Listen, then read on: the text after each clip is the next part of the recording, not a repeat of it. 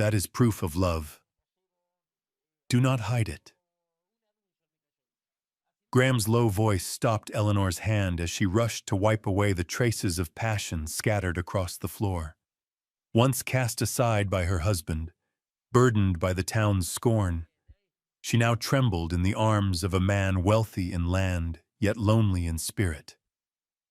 Outside, snow covered the trail, erasing what once was, while inside the kitchen of Holloway Ranch, two weary hearts found warmth enough to live again. Graham's words did more than hold the mark of one night. They marked the truth that they had seen each other and chosen each other. But could that fragile happiness endure? When the shadow of her former husband returned, flaunting gold and demanding back the wife and child he had once denied. The winter wind cut her face, sharp with the taste of ice drifting down from distant mountains. Snow weighed heavy on the sagging rooftops of Silverton, and the streets lay silent, as if all trace of life had been buried under a white shroud. Through that desolate stillness, Eleanor Price walked on, holding Samuel close to her side, shielding the boy's frail body from the bitter wind.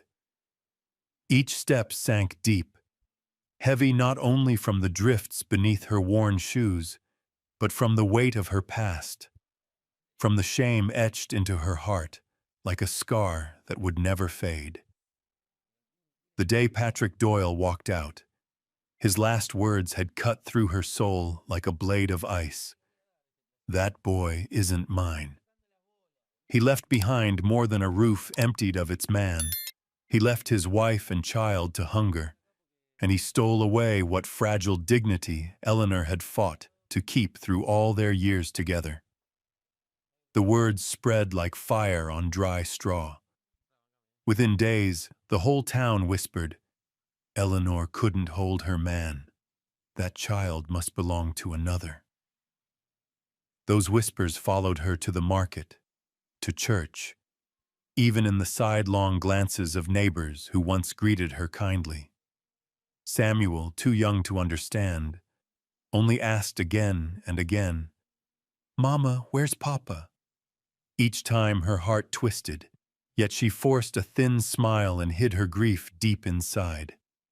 That winter bit harder than most.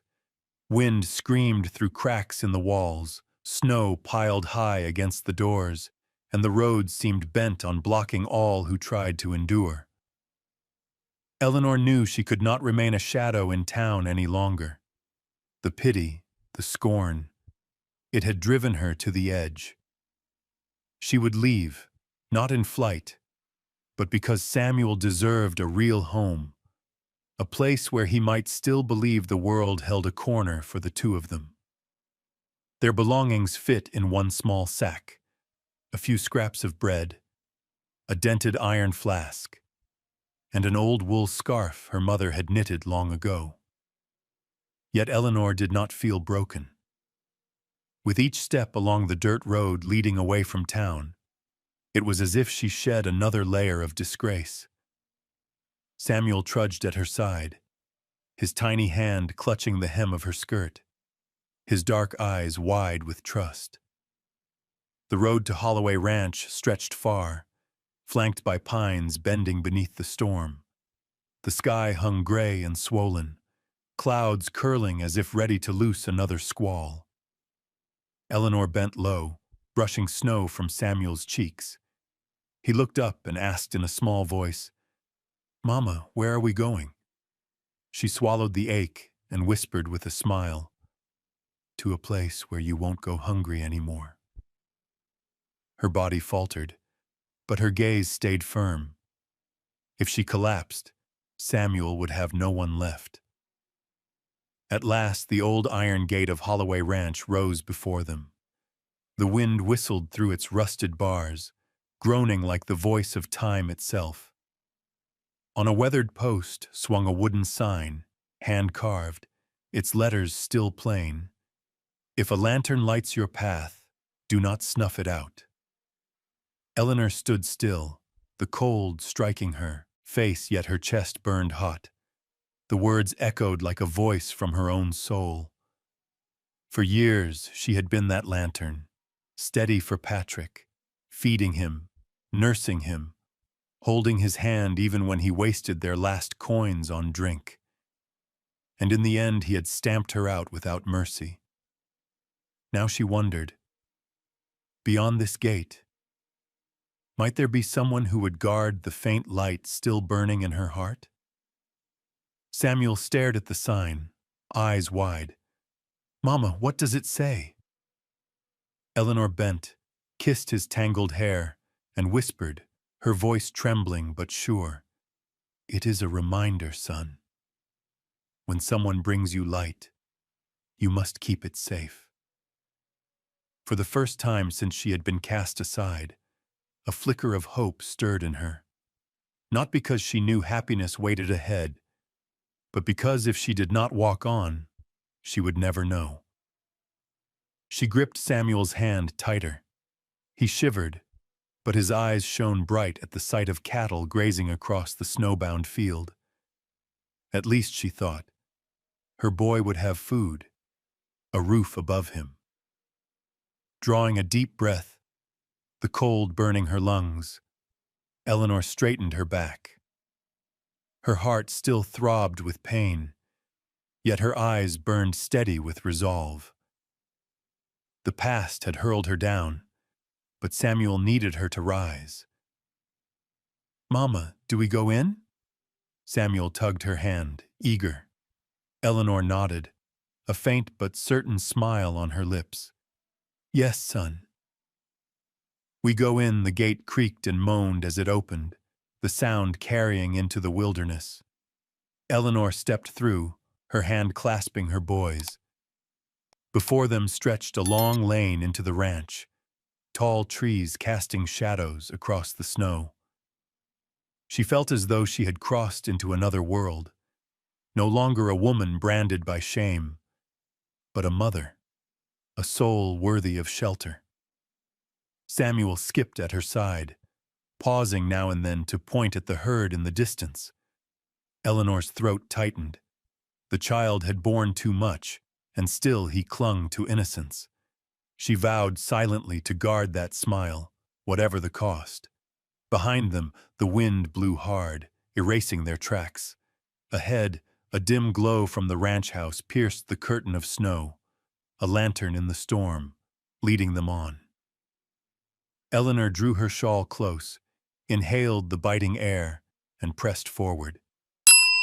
Here, she thought, here is where we begin again.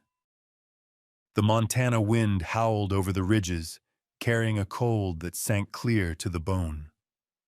Eleanor pulled her worn coat tighter around her, one hand clasped to Samuel's small fingers. The road into Holloway Ranch stretched ahead, overgrown with weeds and dusted in fresh snow, as though it led her from an old life into something untried. With every step, her heart thudded faster, not only from the bitter wind, but from a rising unease, as if something unseen waited on the path. As she gripped her coat against the gale, her fingers brushed something hard, hidden in the frayed lining. She froze.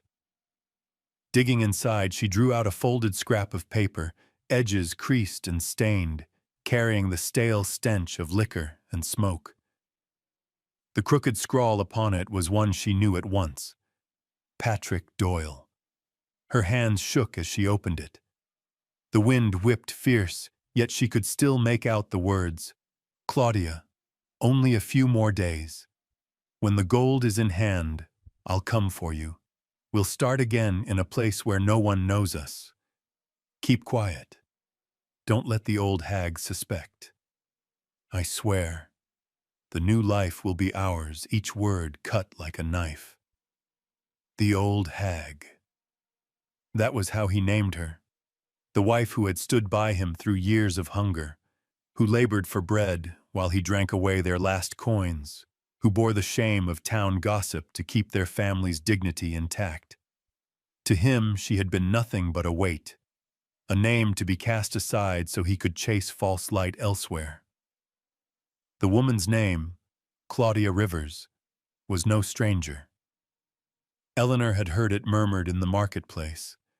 Young, beautiful, fond of display, a loud laugh in saloons.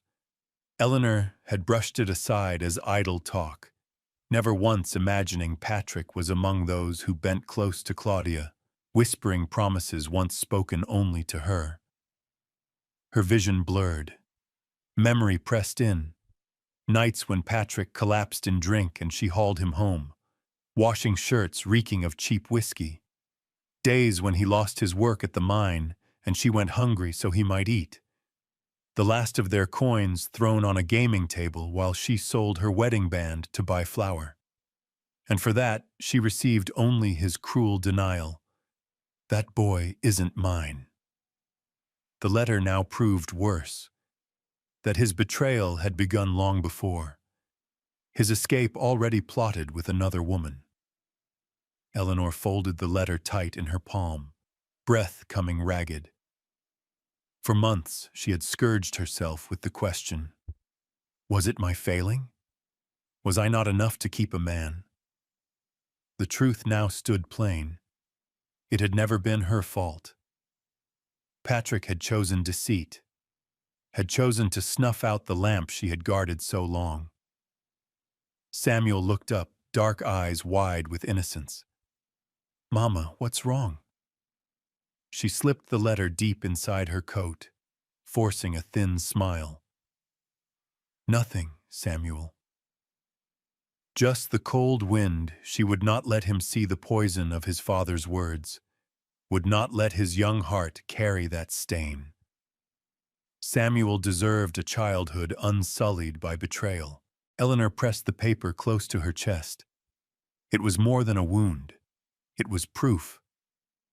If ever the town turned its finger on her again, calling her the woman who couldn't hold her husband, she would have the truth to show. It was he who betrayed, he who broke vow and blood. The wind tore loose strands from beneath her scarf. Eleanor drew a deep breath, eyes burning but steady. Out of pain, she found a new strength. She would not beg for what was gone. She would not bear blame that was never hers. The letter would remain close, a shield against slander. Beside her, Samuel chattered on, pointing at the distant cattle, smiling so freely it softened her chest. She kept walking, shoes sodden with snow, the ranch house rising dark and solid through the pale light of dusk. Each step, the letter in her bodice seared hot, at once a coal of anguish and a beacon.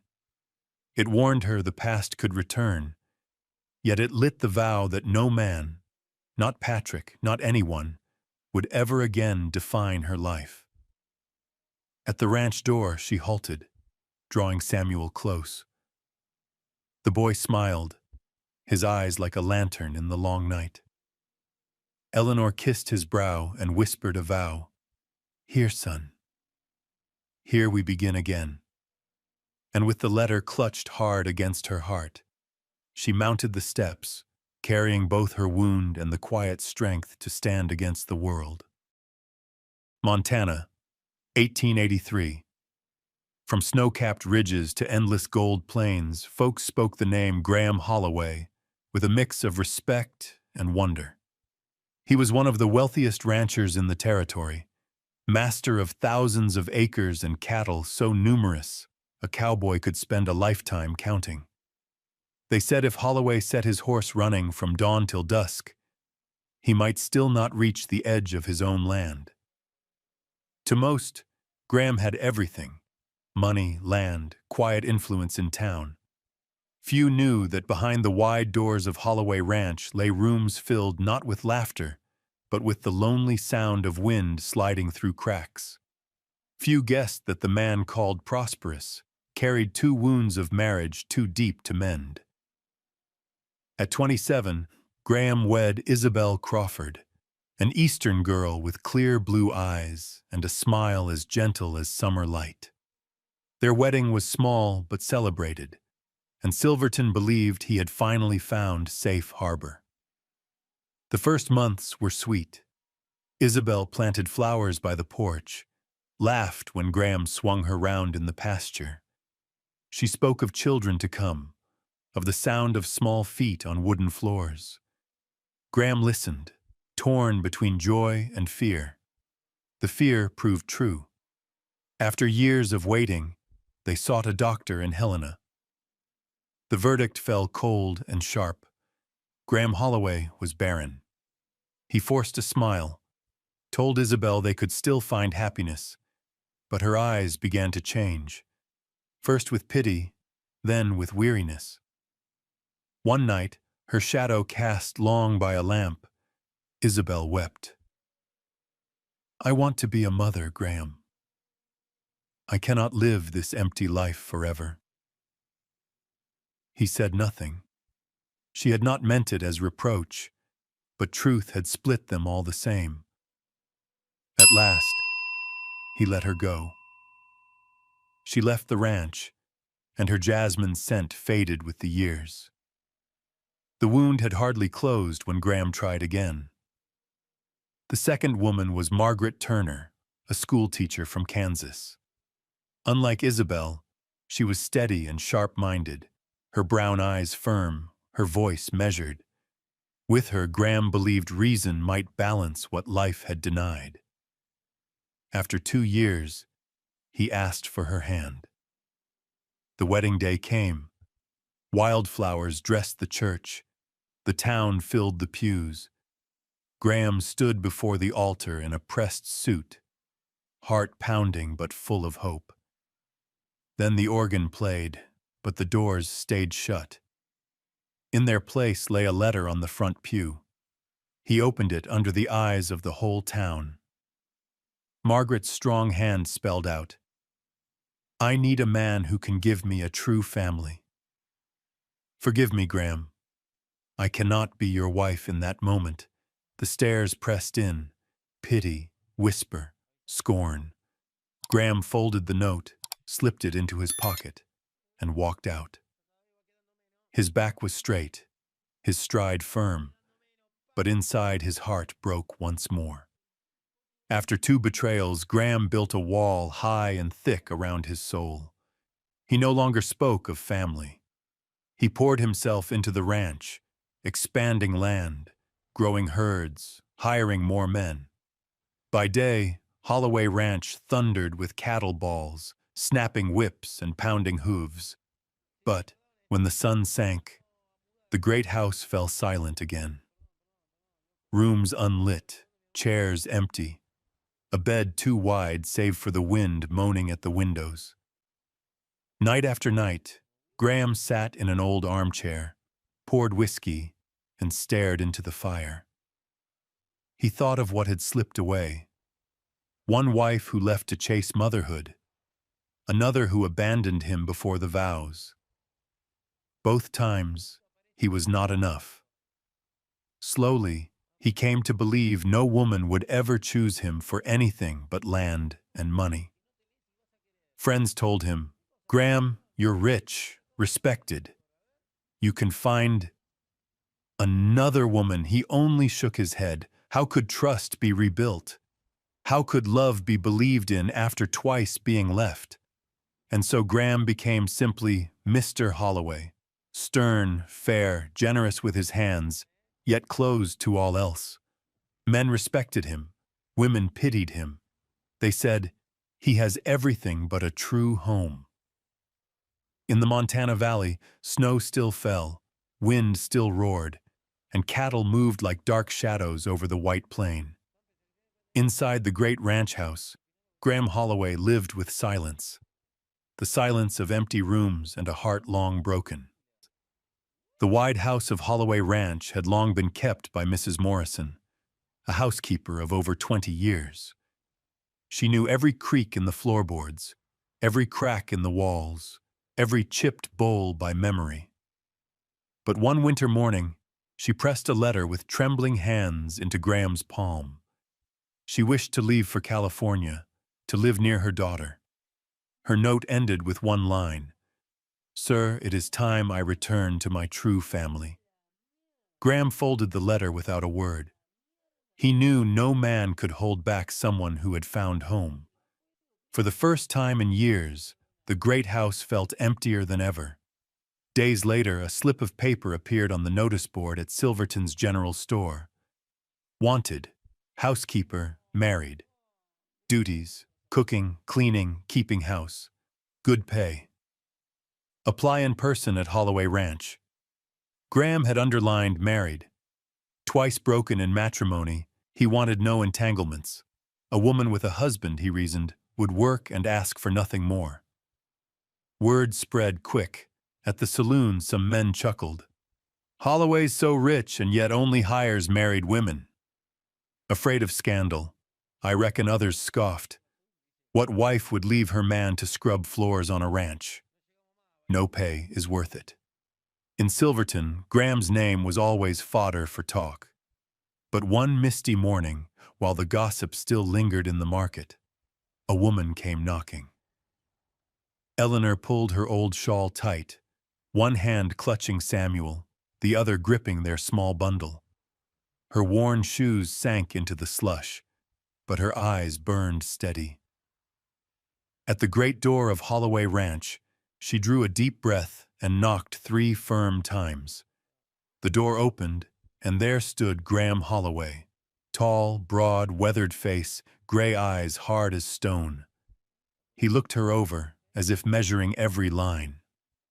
Eleanor felt the weight of judgment, yet she stood straight.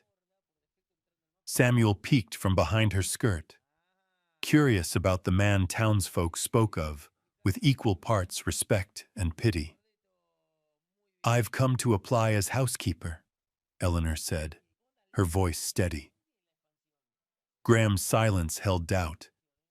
He had heard the talk of Eleanor abandoned by Patrick Doyle, of the boy whose blood was questioned, of a woman pitied by her own kin. He nearly turned her away. But in her dark, unwavering eyes, he caught something else, strength he had never seen. He motioned to a chair. Sit. The exchange was brief, stripped of ornament. Do you have a husband? He left. We are not divorced, children. 1. Samuel, 4 years old. You can cook, clean. Since I was 12, I have done all the household's work. I know the tasks. Graham studied her face, her slight shoulders, her voice thin yet unshaken. After a long pause, he gave a single nod. Start Monday. Relief loosened Eleanor's chest. To her, this was more than work. It was salvation. Samuel grinned, and she bowed her head in thanks, hiding tears that pricked her eyes. On her first morning, Eleanor rose before dawn. She left Samuel, with an old woman she trusted, and walked alone to the ranch. The house loomed in the pale light, its windows gleaming. Her heart raced with both dread and hope. Dusting the study, she pulled open a drawer.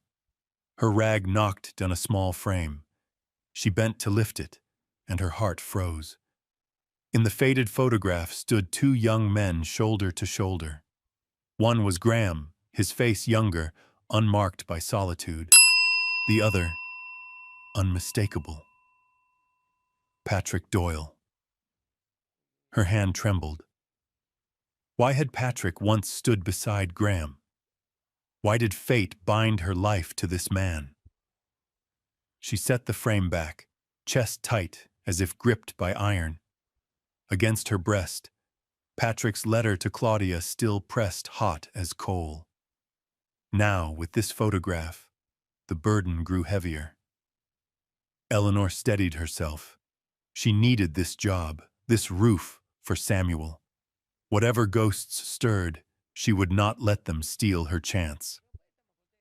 From the doorway, Graham watched. He saw the woman bend to her work, each motion careful but sure. Not hurried, not clumsy. He saw her eyes, shadowed by pain, yet lit by resolve.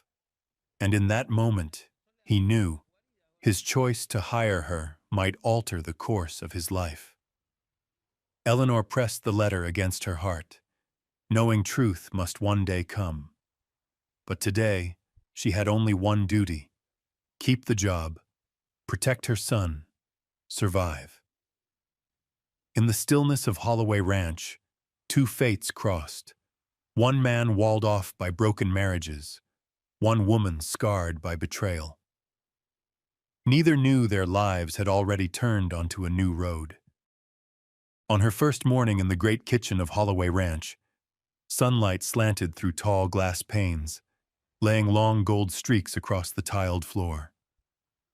Eleanor stood still a moment, her hand brushing the wide wooden table broad enough for a dozen diners. For years, the kitchen had gone without a woman's touch. Dust settled thick on every pot and pan. But for Eleanor, this was more than a workplace.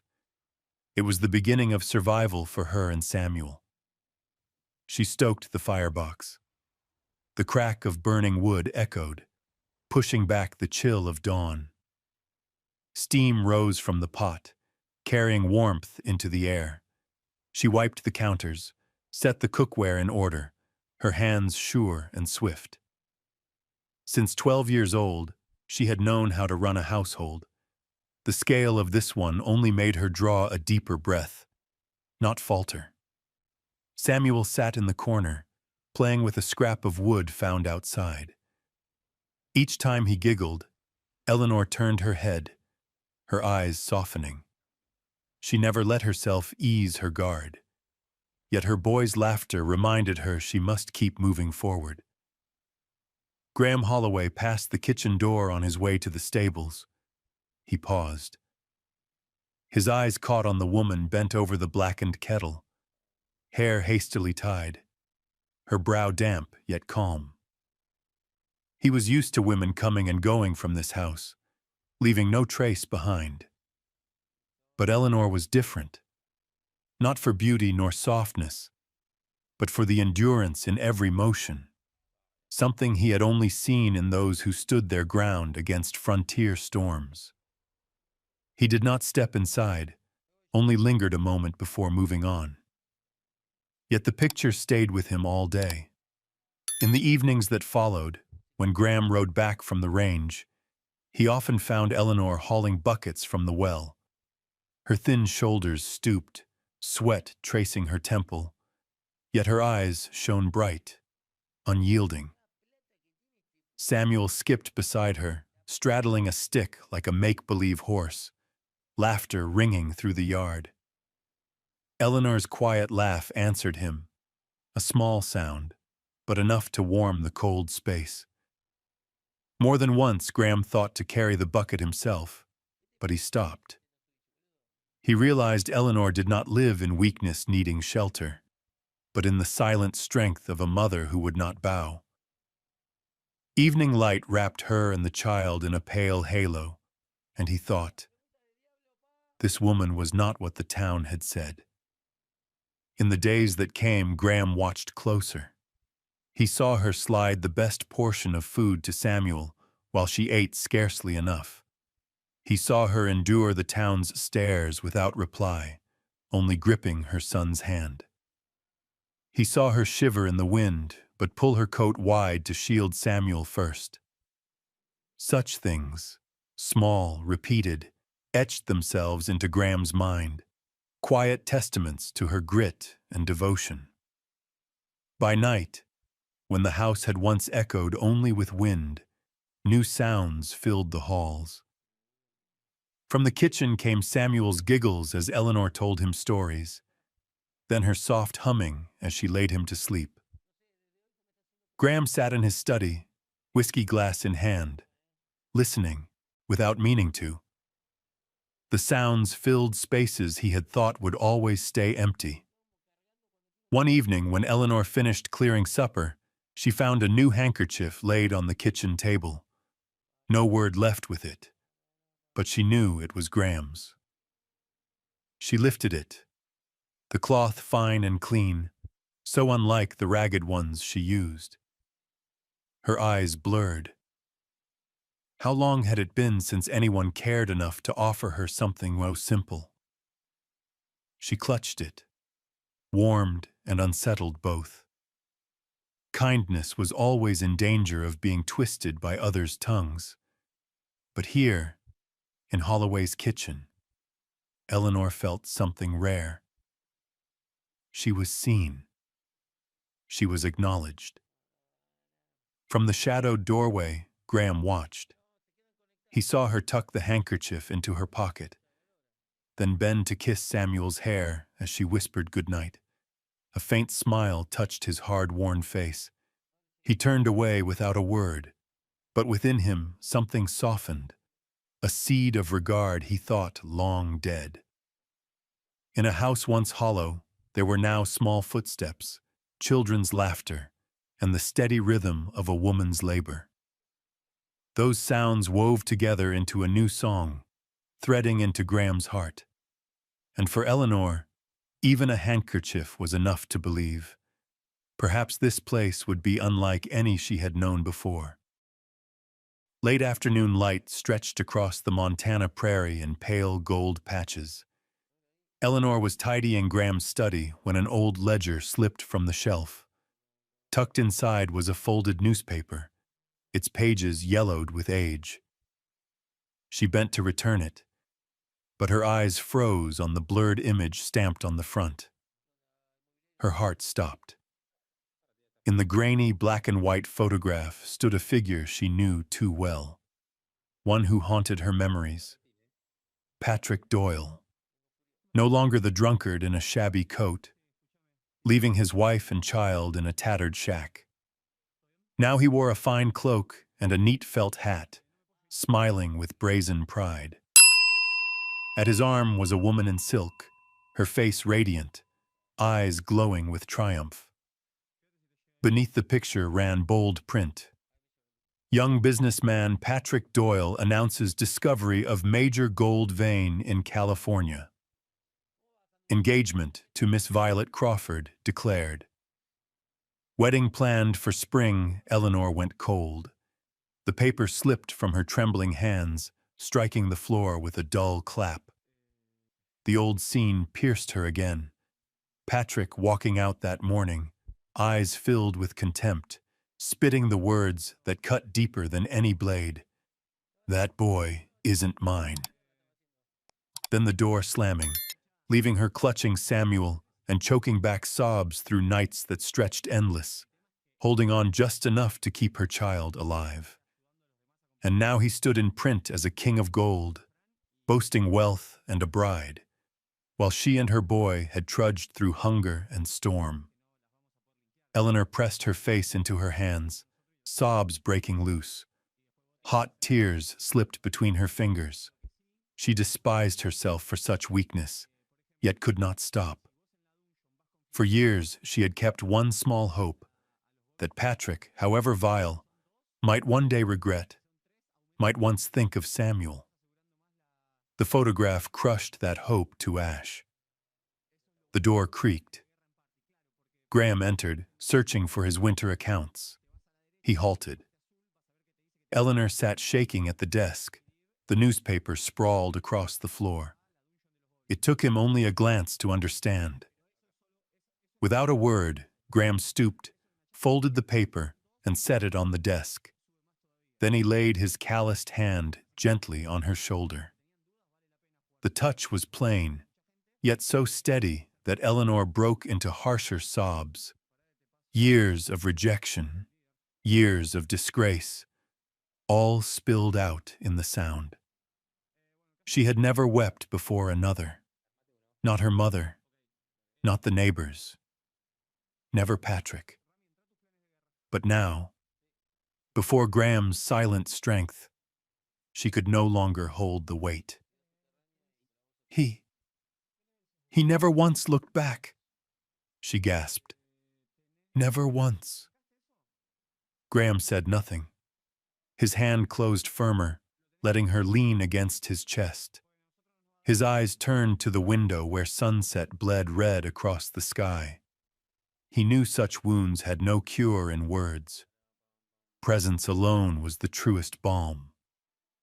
Eleanor lowered her hands, her eyes raw and swollen. Shame mingled with a faint sense of comfort. Against Graham's chest, her sobs filled the quiet room, tears blotting his shirt. Yet he did not move, did not turn away, only held steady while she wept herself dry. Outside, Samuel's small feet pattered over the porch, his laughter light and innocent. Hearing it made Eleanor's grief sharper. She choked out, "All these years, I only wished he would regret. Only once think of Samuel. But no, he only thinks of himself." Graham bowed his head, his shadow falling over her. In his gray eyes stirred a restrained fury, but he kept it buried beneath calm. She needed no fiery oath, no fine promise, only the solid weight of his hand to remind her she was not alone. In that moment, Eleanor felt the difference. Patrick had once held her hand only to parade her before others. Graham asked for nothing. He gave nothing but his quiet steadiness. Yet in that silence she felt her worth return, felt she had been chosen still. Her tears flowed on, yet the suffocating burden eased. In her collapse, she had found a tender refuge, a place to breathe again after years of flickering like a lamp near extinction. Beyond the window, the sun sank behind the mountains, leaving a streak of red like a wound closing. Inside the still room, her sobs softened, until only the steady beat of Graham's heart filled her ear. Eleanor closed her eyes and let herself rest against him.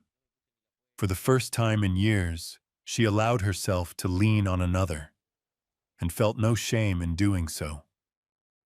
That night, after supper, the wide kitchen of Holloway Ranch lay under the soft glow of a lantern hung on the wall. Samuel had long since fallen asleep, his small breaths drifting steady from the little room nearby. Eleanor stayed behind, wiping the wooden table, her motions repeating like prayer, holding her heart steady after the storm of tears that afternoon. Graham entered, still in the coat that carried the scent of hay and horse. He paused, watching the slim figure bent over in the flicker of light. The room was hushed, broken only by the snap of firewood and the faint whine of wind outside. Eleanor did not look up until his rough, calloused hand closed around hers. He lifted her fingers, pressed them against his chest, where his heartbeat pounded fierce and urgent. "You make me want to live again." His voice rasped, low and unsteady yet certain. Eleanor's eyes widened, her breath caught. The walls she had built from years of hurt trembled. In his gaze she saw no pity, no hunger to claim, only a quiet plea, the longing of a man who had been closed away too long. He leaned close, his breath warm across her cheek. His lips brushed hers, hesitant, as though afraid she might turn away. But Eleanor did not. A small sob escaped her, part fear, part desire. In that instant, restraint broke. The kiss, soft at first, deepened, flaring hot. Graham drew her near, arms enclosing her as if she might vanish. Eleanor trembled, not with dread, but with the shock of being held with care. For years, touch had been cold, stripped of tenderness. Now she felt cherished, every fracture within her gently mended. She answered him, slow then urgent, her hand pressing to his chest, feeling the racing heart. The fire leapt in the stove, their shadows lengthened across the kitchen wall. Outside the wind retreated, only their breath filled the space, the sound of life breaking through long silence. He paused, resting his brow to hers, gray eyes bare with a fragile question. Eleanor tilted her face, found his mouth again. Her wordless answer was clear. They sank to the bench by the table, lips meeting in tender, unbroken rhythm, gentle, yet burning as a river in flood. Graham touched her with reverence, fierce and careful, as though both strength and mercy had been born for this one moment. Eleanor gave herself to it, years of stifled need pouring free. In the plain kitchen, with the scent of soap, damp wood, and the day's bread still lingering, their warmth mingled. No shame, no shadow of possession. Only two broken souls finding each other in truth. When at last the storm eased, Eleanor lay her head on Graham's chest. Tears still shimmered on her lashes, not of despair, but of release. His hand stroked her back in silence, as steady as a vow. You are safe now. She listened to his heartbeat, strong and sure, like a hymn anchoring her spirit.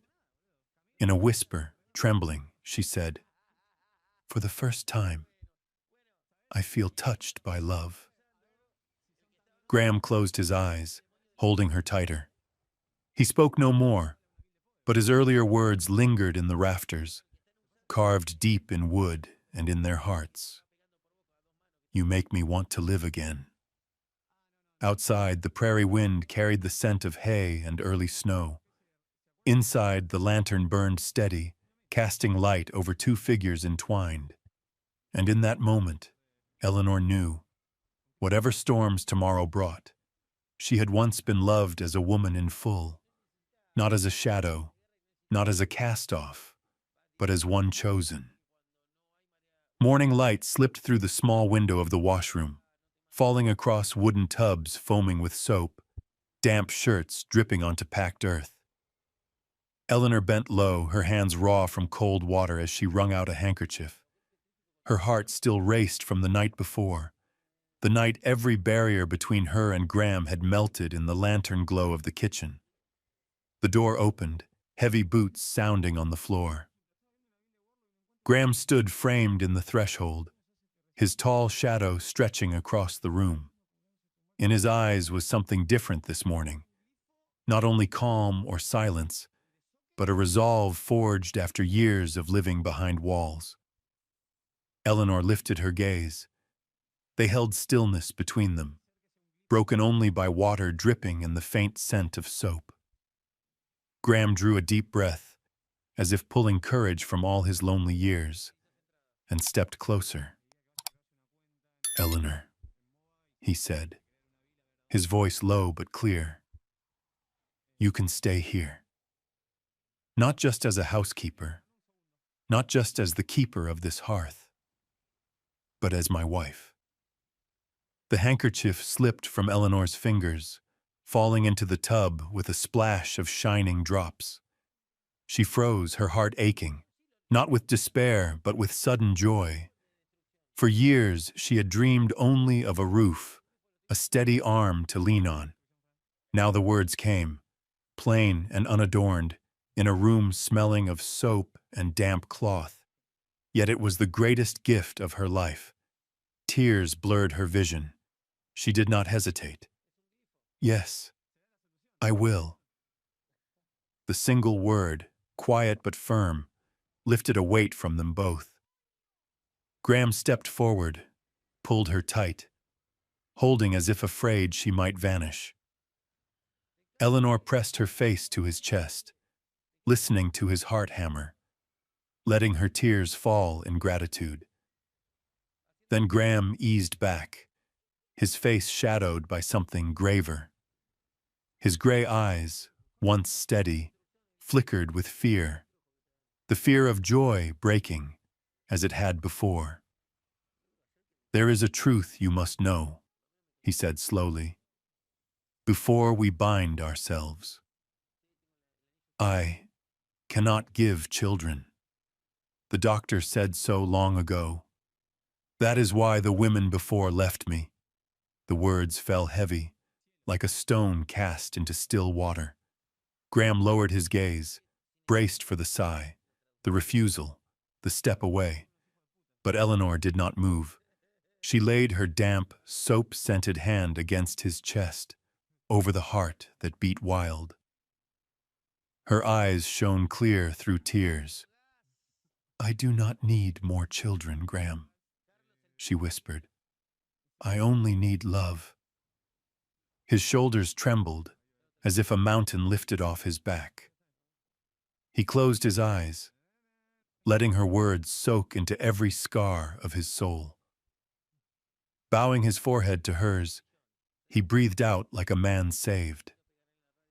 "You have rescued me, Eleanor," he murmured. "Rescued me from the empty shell I lived inside all these years."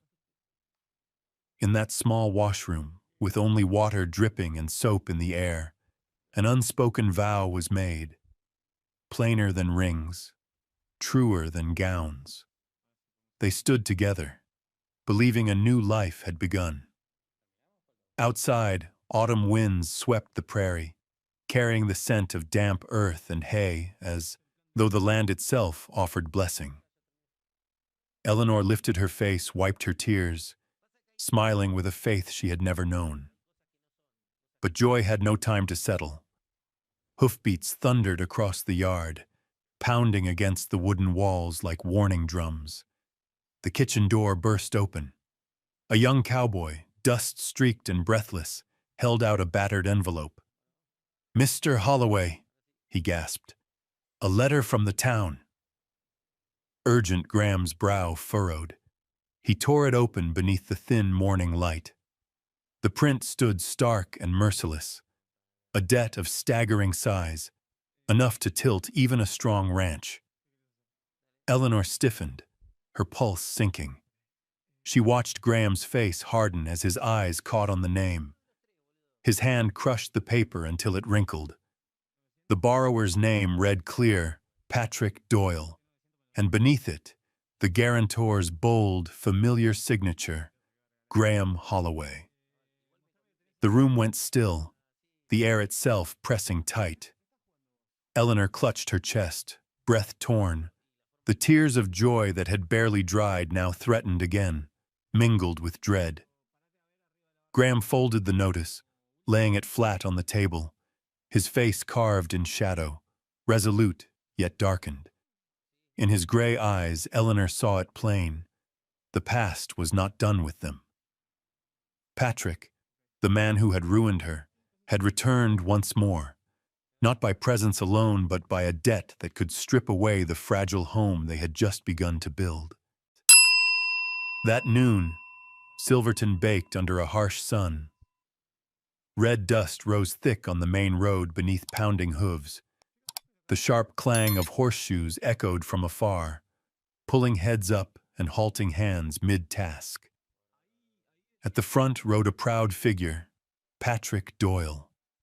The man who once abandoned his wife and child in a ragged shack now sat astride a sleek black stallion, its silver tack gleaming. His coat was black velvet edged in silver thread, wide-brimmed hat angled just so, boots polished new. A fat gold ring caught the light on his finger. He rode straight-backed, lips curled in a smug smile, as if he returned to bestow favor on the town that once pitied him. Folk spilled out from saloon, smithy, and store. Whispers raced faster than wind. "It's Patrick Doyle. He's come back. Look at him, strutting like some gold king." But what of Eleanor and the boy? What happens now?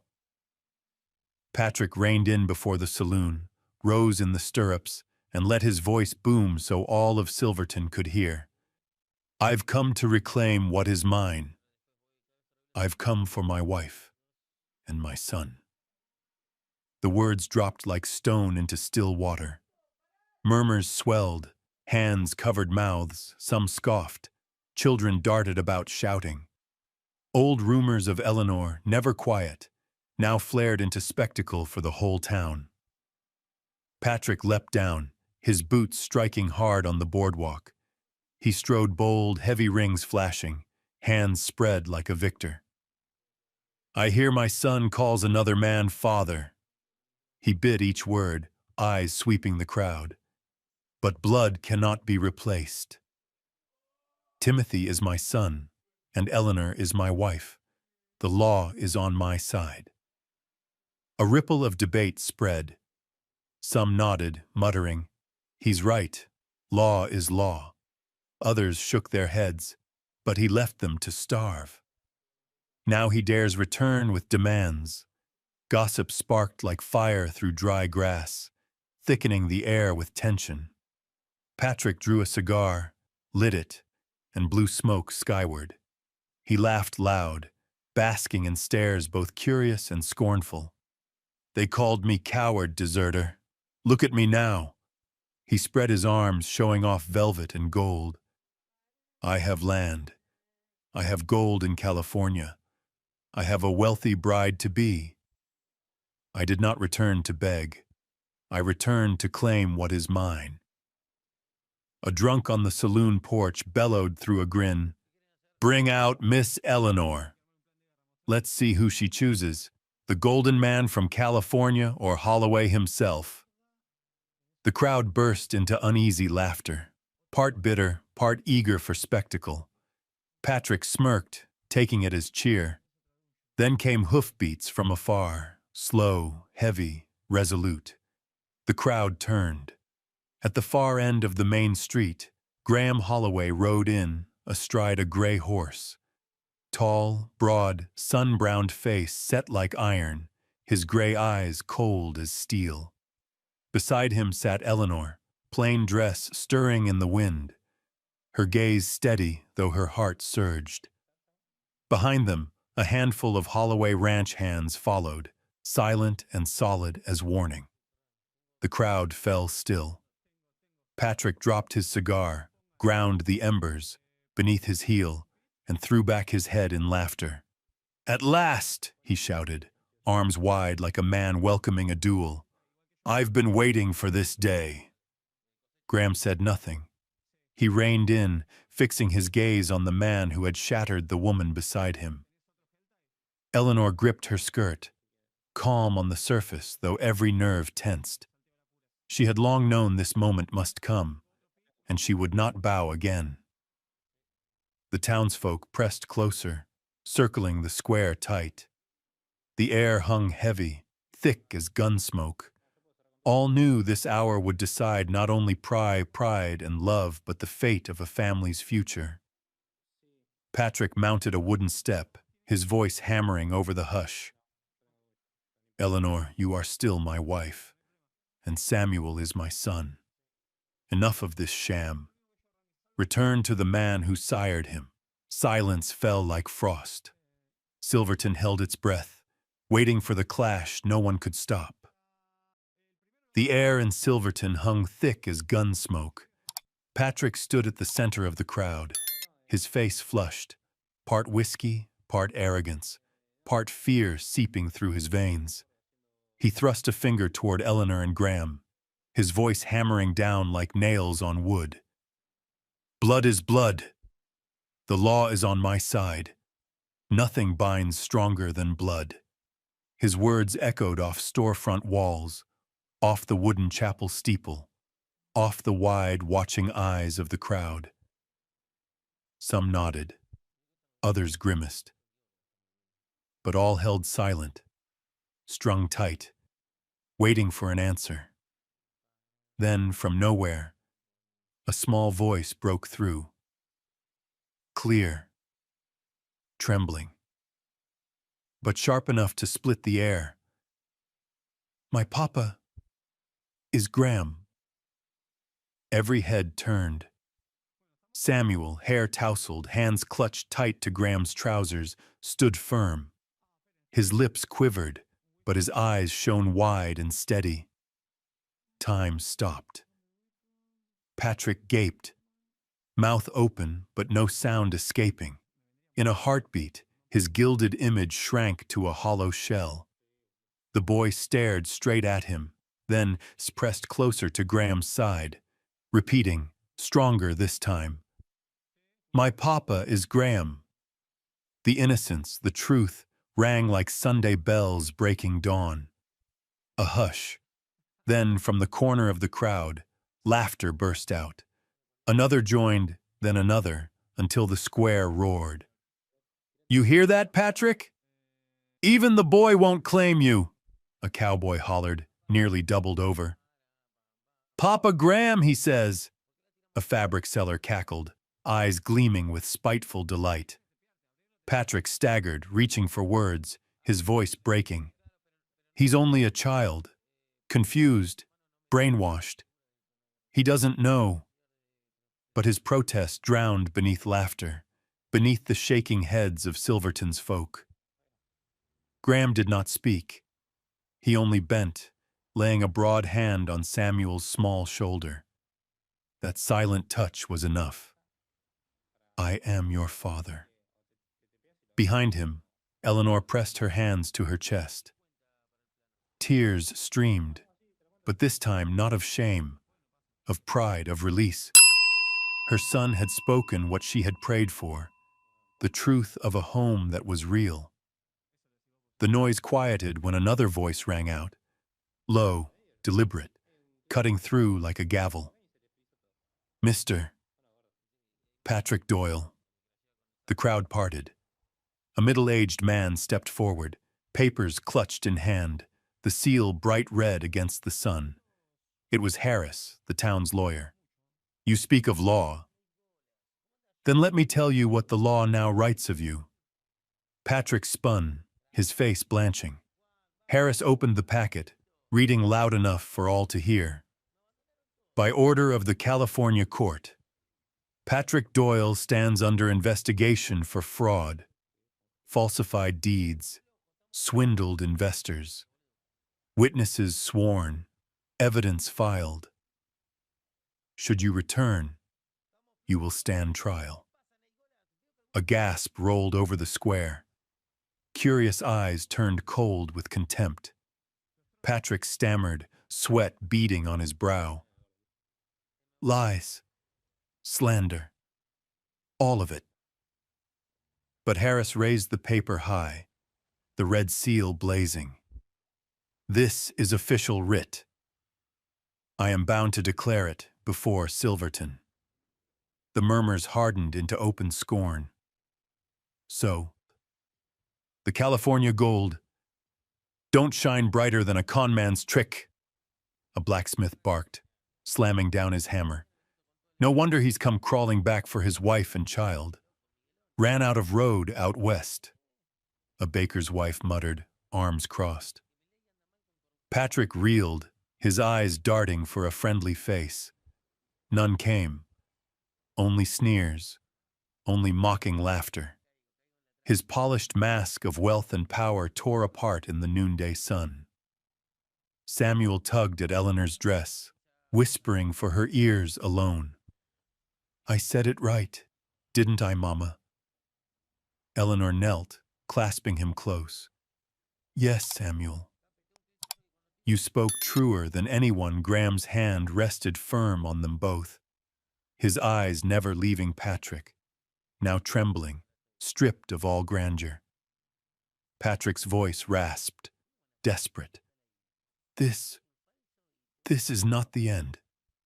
I still have—" But his words faltered, swallowed by jeers. A farmer shouted back, voice booming, "It's the end, Patrick." An end no one mourns. No gunfire, no fists raised. Only a child's voice and a court's seal had toppled him. That evening, Silverton had seen more than a quarrel. They had seen truth laid bare. Fatherhood was not in blood alone, but in presence. And a liar, no matter how gilded, could never reclaim what he himself had cast away. Snow had fallen through the night, laying a white cloth over rooftops, fence rails, and the road into Silverton. That morning, the town woke to a clean silence, as if nature had set the stage for a new day. Folks said winter snow was a hard omen, but also a washing clean, a pure beginning. And none deserved that purity more than Graham Holloway and Eleanor Doyle. The woman once abandoned, and the man once broken by marriage. A month had passed since Patrick Doyle slunk out of town in disgrace. Silverton now gathered at the little wooden church on the hill, the same church that had once watched Graham left at the altar. But this time he did not stand alone. At his side was the steadfast woman who had walked through shame, and a boy who called him father with a child's simple certainty. The bell tolled in the freezing air. People came in greater number than ever, some out of curiosity, some with honest blessings to give. Unlike years before, no whispers of scorn clung to the pews. Their eyes held something else: respect, and a touch of shame for old, bitter words. Inside, candlelight thinned the breath of cold. Pine boughs and white cloth dressed the altar, plain, not grand, but solemn. Graham stood straight in a black coat, his gaze fixed not on the crowd or the cross, but on the door where Eleanor would appear. Then the door opened. Eleanor stepped in wearing a simple white dress patched from old pieces. No one cared about the fabric. A thin veil softened her bright eyes. A small, trembling smile lit her mouth, and she shone brighter than any bride. Beside her walked Samuel in a tiny suit, hair combed neat, his solemn face almost comical. His small hand gripped his mother's, but as they neared the altar, he lifted his chin to Graham. In that moment, the boy seemed to give his mother into the keeping of the man who had stayed, who had loved. The murmurs died. All watched the three of them. A family built from broken pieces. At the steps, Samuel slipped free of his mother and set his small hand into Graham's. The gesture stilled the church. A child, in innocence, had made his father known. Graham bent and took that hand, his eyes shining in the candlelight. The pastor began, voice warm and even. He looked on them kindly. Today, before God and this company, you pledge to love, to uphold, and to choose each other for all your days. Graham took Eleanor's hand. His was rough, scarred, and just a little unsteady. His voice was low, each word cut clear. I vow this.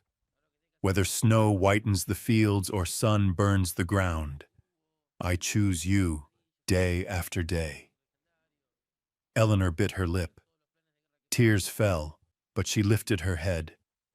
Her voice trembled, yet held firm. I vow this, not for honor, not for bread, but for the heart. I choose to remain with you and with this home forever. Hands rose to brush away tears.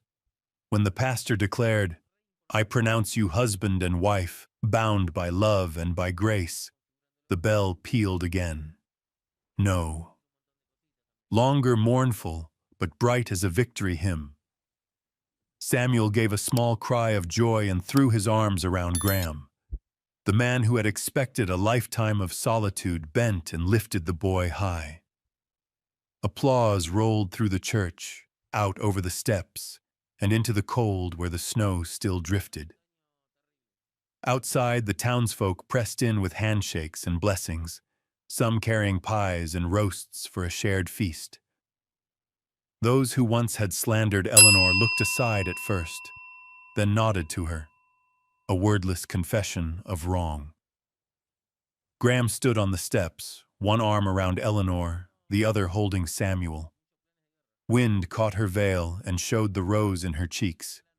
He kissed her brow, no fine speech needed. That small sign was enough to draw a cheer from the whole town. By late afternoon, the crowd thinned, and Holloway Ranch fell quiet again. Snow covered the last traces of hooves and wagon wheels. In the broad log house, fire leapt in the hearth and sent warmth through the rooms. For the first time, the place held a family's breath. Supper was plain: a steaming lamb stew, crisp browned bread, sweet cider. Samuel, giddy, left little wet footprints on the floorboards, his eyes shining. "Mama, I was the hand giver. I did it right, didn't I?" Eleanor smiled, smoothing his hair. "You did perfectly, Samuel. No one could have done it better." Graham leaned in, voice deep and gentle. "I've never been given a gift finer than that small hand, son." Later, Samuel curled under a wool blanket, clutching his worn stuffed bear, eyes drifting shut. Eleanor hummed a lullaby, the same song that had steadied her through nights of abandonment, now the music of a home. Graham watched, his face softened. When the boy slept, Eleanor looked up and met his eyes. The fire lit every scar on their faces, and something steadier still. Graham spoke, steady and sure. "People will say we are not perfect, but love is choosing." Every day Eleanor held her child closer, eyes shining. "A home is where you are loved, scars and all." He held out his work-rough hand. She laid hers in it. They sat that way, beside the sleeping boy and the bright fire. Outside, the snow deepened, wiping out every old track. Inside, the flames wrote 3 silhouettes on the wall. A new family, raised from ruins. That night, Holloway Ranch was no longer a wide, cold house. It became a true home. Days later, the snow began to melt, showing wet earth and the first green blades poking through. The ranch shifted with the season, but in Graham and Eleanor's hearts, spring had started the day they wed. At dawn, pale light fell through the cabin window onto the bed where the 3 of them rested. Samuel lay bundled, breathing easy. Eleanor woke first, hair loose on the pillow. She turned and saw Graham dozing upright in a chair by the hearth, as if he had kept watch through the night to be sure the fire did not die. For the first time, she saw a man who spoke no empty promise but kept guard over his family's sleep. Then the new rhythm took hold. Eleanor rose early to make breakfast, not only for her husband, but for the ranch hands. She moved without fuss or show, warming the house with every small task. Samuel tore about the yard with the sheepdogs, his laughter running far and wide, filling the quiet with life. The hands at the ranch began to see her differently. They had heard the old, mean talk in town. Now they saw a woman who shirked no work, put on no airs, and always placed others first. Some said under their breath, "So the new mistress of the ranch is like this." And seeing how Graham's eyes followed her steps, they knew his choice was not only right, but necessary. One evening, returning from the range, Graham found Eleanor and Samuel on the steps, planting little pots of flowers. Dirt smudged the boy's fingers. He beamed. "Papa, I planted a seed. It'll sprout tomorrow." Graham knelt, his large hand covering the small, pressing soil around the tender stem. In that moment, he knew the ranch's new life came not only from cattle, but from a child's laughter and a woman's shining gaze. There were nights, too, when Eleanor sat quiet by the fire, thinking on old wounds, the morning Patrick left, the townsfolk's sharp tongues, the years of being a shadow. Then Graham would sit beside her, no questions, no pressure, only his hand finding hers. That silence told her all she needed. She was no longer alone. Silverton changed as well. People stopped speaking Eleanor's name with acid. At the market, heads dipped in greeting. The cloth seller tucked an extra fine piece into her bag. Neighbor children came to play with Samuel. Bit by bit, whispers gave way to quiet respect. One evening after supper, Samuel set a small Bible on the table. "Papa, Mama, can we read together?" Eleanor blinked, surprised.